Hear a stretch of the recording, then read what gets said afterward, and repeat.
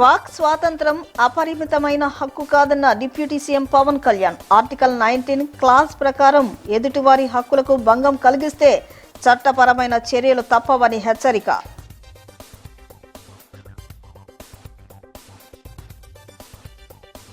Polavaram beautification కోసం అధికారులు, ఆర్కిటెక్టులు, agency ప్రతినిధులతో సమీక్షించిన మంత్రి నిమ్మల రామానాయుడు. ఈ ప్రాజెక్టును ప్రపంచ స్థాయి టూరిజం హబ్గా అభివృద్ధి చేస్తామని స్పష్టీకరణ.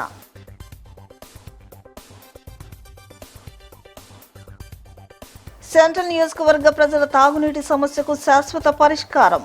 85 కోట్ల రూపాయల వ్యయంతో రా వాటర్ ఫిల్టరేషన్ ప్లాంటు నిర్మాణానికి ప్రభుత్వం గ్రీన్ సిగ్నల్ ఇచ్చిందన్న ఎమ్మెల్యే బోండా ఉమా. సర్ ప్రక్రియతో బూత్ లెవెల్ ఏజెంట్లు, ఓటర్లకు పలు ఇబ్బందులు ఎదురవుతున్నాయి. ఈ ప్రక్రియ పారదర్శకంగా జరగడం లేదని మాజీ మంత్రి వెల్లంపల్లి శ్రీనివాస్ ఆరోపణ.